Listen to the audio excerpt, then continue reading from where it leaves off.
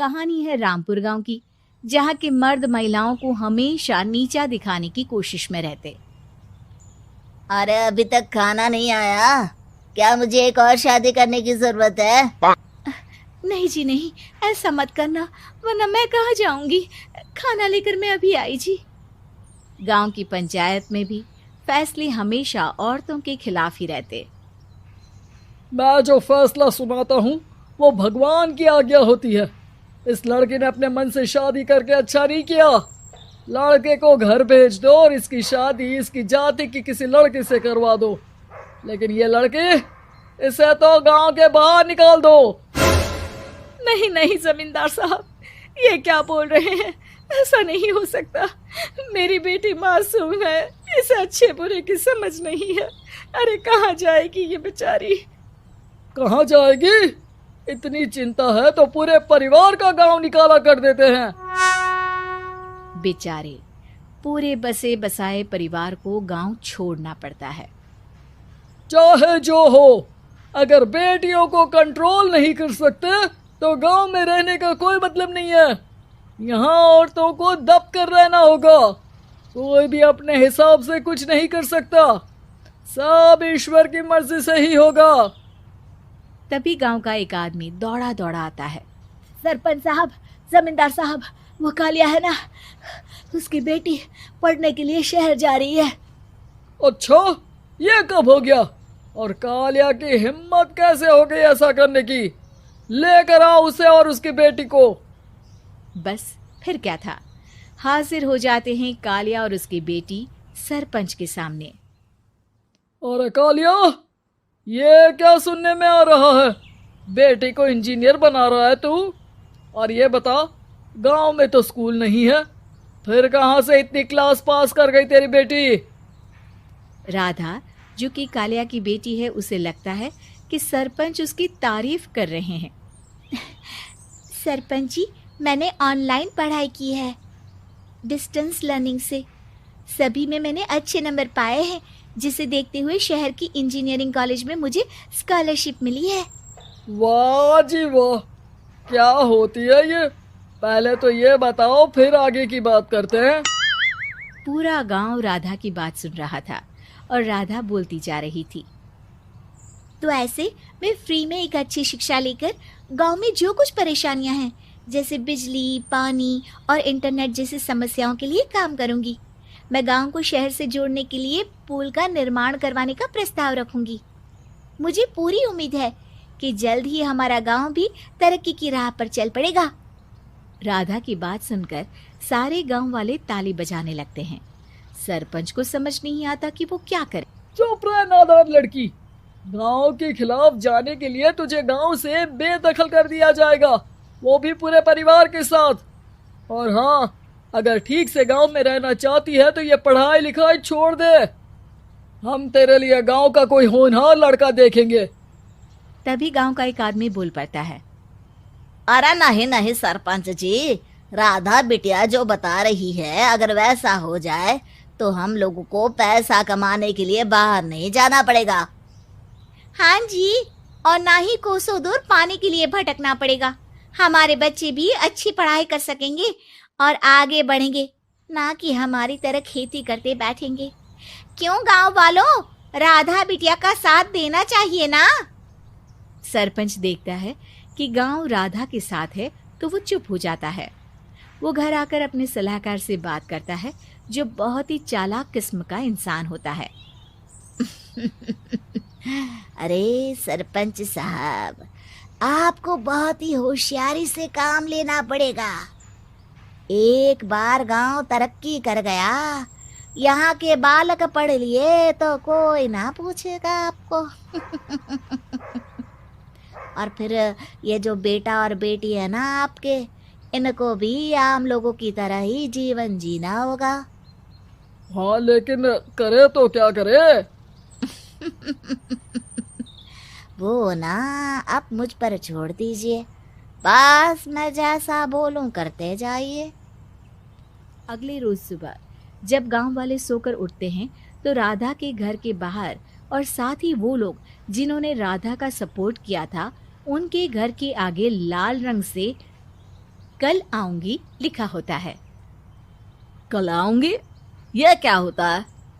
अरे यह तो खून से लिखा है, लगता है कोई भूत प्रेत या चुड़ैल का साया है। चलो सरपंच जी के पास चलते हैं। सभी सरपंच के पास जाकर उसे सारी बात बताते हैं।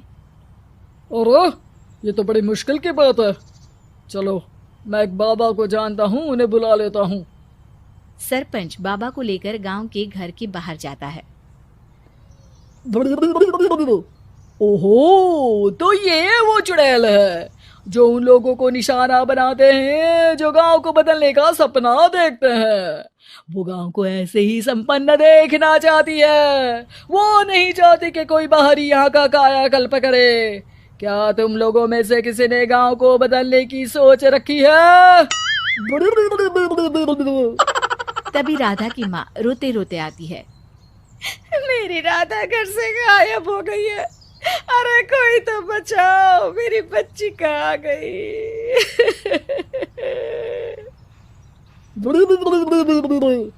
ले गई वो चुड़ैल, तेरी बच्ची को ले गई। अब वो उसे श्रापित करके छोड़ेगी, उस पर चुड़ैल का साया हो जाएगा। तभी बुरी सी हालत में राधा भी वहां आ जाती है। उसके बाल चुड़ैल की तरह फैले होते हैं और कपड़ों में खून लगा होता है। सभी राधा को देखकर डर जाते हैं। माँ, पता नहीं मुझे कौन उठा कर ले गया था। अरे दूर दूर हो जा चुड़ैल, अब हम लोग इस गांव में नहीं रुकेंगे। अरे कैसे बातें कर रहे हैं आप?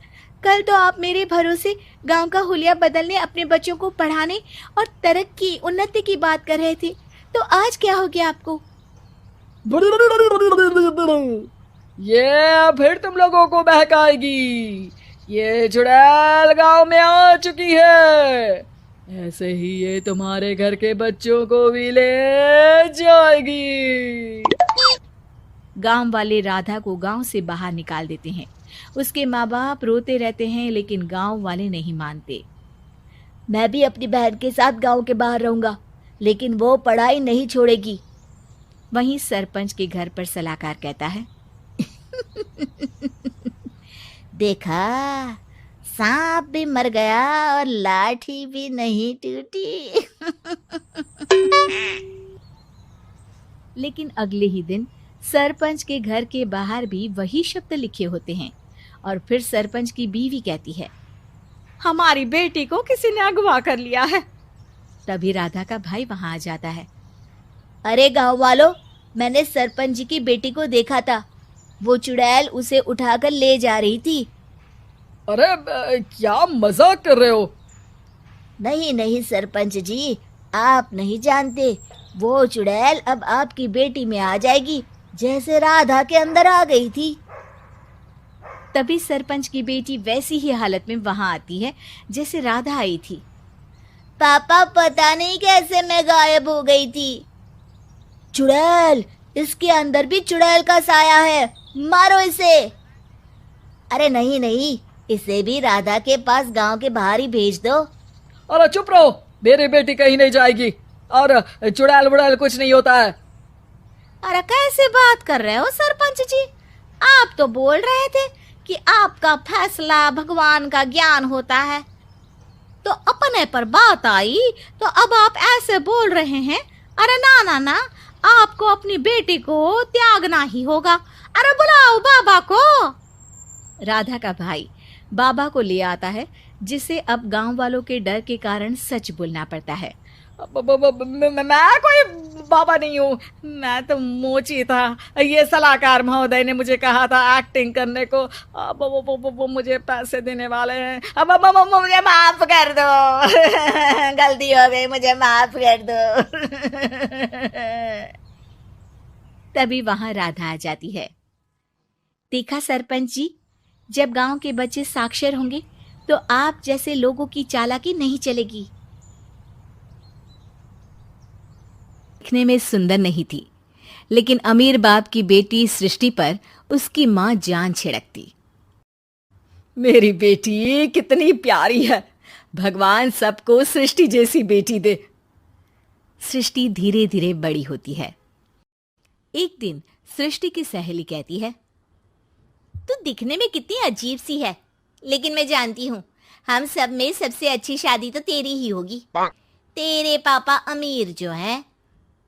अरे बता नहीं सकते यार, दहेज तो हर कोई देता है, ये क्या ज्यादा ले जाएगी अपने पति के लिए? अरे बड़े शहर में कोठी है इसके पापा की। अरे पापा की है ना, कौन सी इसकी है? इसकी होती तब तो कोई भी लड़का इससे शादी कर लेता।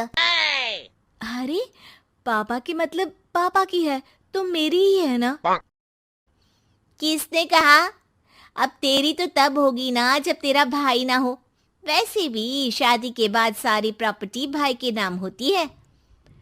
सृष्टि समझ जाती है कि उसे किसी भी हालत में माँ बाप की सारी प्रॉपर्टी को अपने नाम करना है, लेकिन कैसे? एक दिन सृष्टि का भाई शीनू कहता है, बहन क्या कर रही है? तुझसे एक बात करनी है। अरे हाँ हाँ करना, मैं तो तेरी बहन हूँ। बहन मेरी लाइफ में ना एक लड़की है, बहुत अच्छी है। मैं सोच रहा हूँ माँ और पापा से बात करूँ शादी के लिए। सृष्टि को समझ में आ जाता है कि भाई की शादी होते ही भाभी उसे एक दिन भी घर में बर्दाश्त नहीं करेगी। क्या बात है भाई, बताना कौन है वो? यार वो बहुत अच्छी लड़की है, पढ़ी लिखी है, मेरे साथ जॉब भी करती है। बस एक प्रॉब्लम है। हाँ प्रॉब्लम? क्या प्रॉब्लम है भाई? यार वो शादीशुदा है, लेकिन उसके पति ने उसे सिर्फ इसलिए छोड़ दिया क्योंकि उसके माँ बाप दहेज नहीं दे पाए। सृष्टि ये सुनकर न जाने क्यों खुश हो जाती है। अरे भाई तो क्या हुआ, लड़की तुझे तो पसंद है ना। शीनू को लगता है कि बहन उसे समझ रही है। वो इस बात से अनजान होता है कि उसकी बहन की मंशा पूरा घर हड़पने की है। सृष्टि अपनी माँ से कहती है, मम्मी मुझे तो बहुत चिंता है। पता है शीनू क्या कर रहा है? अरे क्या कर रहा है? वो तो काम पर जाता है और वापस घर आता है। नहीं ना माँ, वो यही तो नहीं कर रहा, बाकी सब कर रहा है। आपको पता है उससे प्यार है, और वो भी एक शादीशुदा लड़की से। ये क्या हो गया? मैं सोसाइटी में क्या मुंह दिखाऊंगी? अरे तेरे पापा तो यही कहेंगे कि मैंने ही उसे बिगाड़ दिया है। माँ देखो, मेरी बात मानो, पापा पर भी विश्वास करने की जरूरत नहीं है। अब आप ही बताओ, पापा इतनी देर घर के बाहर रहते हैं क्यों? बोलो। अरे बेटा वो तो नौकरी करते हैं ना। तू बहुत भोली है माँ। पापा का ऑफिस तो 7 बजे खत्म हो जाता है, लेकिन देखो कितनी देर से आते हैं। अरे नहीं नहीं बेटा, ऐसी कोई बात नहीं है। सृष्टि माँ को एक औरत से बात करते पिता की फोटो दिखाती है। देखो माँ कैसे हैं पापा, मैं ना कहती थी कि पापा सही नहीं है। मैं तेरे पापा से बात करूंगी, दे फोटो मुझे। ओ माँ, वो तो डिलीट हो गई। लेकिन चल, तूने तो देख लिया ना। पापा से बाद में बात कर लेना, और हाँ मेरा नाम बिल्कुल मत लेना। हाँ माँ। अब क्या था, सृष्टि के माँ और पिता के बीच झगड़ा होना शुरू हो जाता है। सृष्टि के मन में क्या चल रहा था कोई नहीं जानता था। एक दिन, माँ सृष्टि के लिए एक लड़का देखा है, वो लोग शाम को उसे देखने आने वाले हैं। और हाँ माँ, एक खुशखबरी, मैं और पापा मिलकर एक नया बिजनेस ट्राई कर रहे हैं। शाम को लड़का आता है, सांवले रंग का। सृष्टि को तो बिल्कुल भी पसंद नहीं आता। लड़की की माँ कहती है, लड़की का चेहरा तो कोई खास नहीं, लेकिन अगर मेरे बेटे को आप लोग सेटल कर दें तो मैं उसकी शादी आपकी बेटी से करवा दूं। सृष्टि को लड़का बिल्कुल पसंद नहीं था। उसे भाई पर गुस्सा आ जाता है। लड़के वालों के जाने के बाद कहती है, माँ देखा शीनू मेरे लिए कैसा लड़का लेकर आया, न दिखाने लायक न सुनने लायक, सेटल भी नहीं, वो भी हम करे। अरे माँ मैं जानती हूँ ये मेरी शादी किसी भी घर में क्यों करवाना चाहता है। अरे कैसी बात कर रही है बहन, तूने तो देखा ना, लड़के को मैंने ही मना कर दिया तुझसे शादी के लिए। जिसने लड़का बताया था उसने उसकी बहुत तारीफ की थी। बात आई गई हो जाती है, लेकिन सृष्टि का मन शांत नहीं होता। क्या करूं कुछ समझ में नहीं आ रहा। मेरी शादी हो गई तो ये लोग पूरी प्रॉपर्टी शीनू के नाम कर देंगे। मेरे हाथ तो कुछ लगेगा ही नहीं। तभी सृष्टि को आइडिया आता है। वो किसी वकील को फोन करती है। जी देखिए, अगर आपके मम्मी पापा का तलाक हो जाता है तो आपके पिता की आधी प्रॉपर्टी आपकी माँ के नाम हो जाएगी, फिर उसे वो किसी को भी दे सकती है। सृष्टि अब माँ को बेटे के खिलाफ भरती है। माँ, शीनू पर नजर रखा करो। वो जिस लड़की के प्यार में है ना, वो शादीशुदा है। यहाँ आएगी, सारा पैसा, रुपया, जमीन, जायदाद सब हड़प लेगी। पापा का भी हाल तुमसे छुपा नहीं है। ऐसा ना हो कि मैं और आप एक दिन सड़क पर भीख मांगे। हे भगवान, मैं तो जीते जी मर जाऊंगी अगर ऐसा हो गया तो। ऐसा हो गया नहीं माँ, ऐसा ही होगा। अभी समय है, आगे का सोच लो। मैं तो कहती हूँ पापा से आधी प्रॉपर्टी लेकर अलग हो जाओ। पापा की आधी प्रॉपर्टी भी हम लोगों को अगर मिल जाती है ना, तो अगले 7 जन्म सफल समझो। बेचारी माँ बेटी के कहने पर पति से तलाक लेकर अलग हो जाती है। सृष्टि अब पैसों से गाड़ी और अपने दूसरे महंगे शौक पूरे करने लगी। उसके दोस्त भी उसके पैसे इस्तेमाल करते। सृष्टि, कल तुम कहाँ थी? मैं सारा दिन घर पर अकेली थी। तो मैं क्या करूं? मैंने ठेका तो नहीं लिया है ना तुम्हें संभालने का।